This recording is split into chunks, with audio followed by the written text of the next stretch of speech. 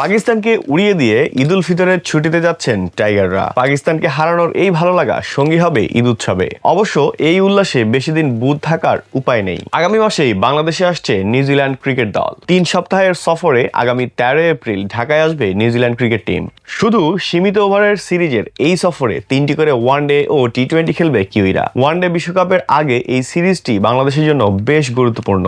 আগামী বছরের ওয়ানডে বিশ্বকাপে সরাসরি জায়গা করে নিতে হলে র্যাঙ্কিংয়ে উন্নতি ও রেটিং পয়েন্ট বাড়ানোর বিকল্প নেই বাংলাদেশের। গত অক্টোবরে ওয়েস্ট ইন্ডিজের বিপক্ষে সিরিজ জয়ের পর কিছুটা রেটিং পয়েন্ট বেড়েছিল বাংলাদেশের। র্যাঙ্কিংয়ে 4 নম্বর দল পাকিস্তানের বিপক্ষে জিতে রেটিং পয়েন্ট বেড়েছে 3। ক্যারিবিয়ানদের টপকে র্যাঙ্কিংয়ে আরও এক ধাপে গিয়ে 9 নম্বরে উঠেছে মেহেদী হাসান মিরাজের দল। নিউজিল্যান্ডকে হারাতে পারলে পুরস্কার মিলবে আরও বেশি। আইসিসি ওয়ানডে র্যাঙ্কিংয়ে কিউইদের অবস্থান যে এখন দ্বিতীয়। বাংলাদেশের জন্য আরও সম্ভাবনার হাতছানি থাকবে আইপিএল এর কারণেও। নিউজিল্যান্ডের শীর্ষ ক্রিকেটারদের অনেকেই তখন ব্যস্ত থাকবেন ভারতের ফ্র্যাঞ্চাইজি ক্রিকেট আসরে। নিয়মিত অধিনায়ক মিচেল স্যান্টনার থেকে শুরু করে Rachin Ravindra, Glenn Phillips, Tim Seifert, Finn Allen, Kyle Jamieson, Jacob Duffy, Lockie ফার্গুসনরা ব্যস্ত থাকবেন আইপিএল এ। তারা বাংলাদেশ সফরে আসবেন না প্রায় নিশ্চিতভাবেই। এছাড়া একই সঙ্গে ওই সময়ে চলবে পাকিস্তান সুপার লিগও। সেখানে ব্যস্ত থাকবেন মার্ক চ্যাপম্যান ও ড্যারিল মিচেল। তাদেরও বাংলাদেশে আসার সম্ভাবনা সামান্যই। ফলে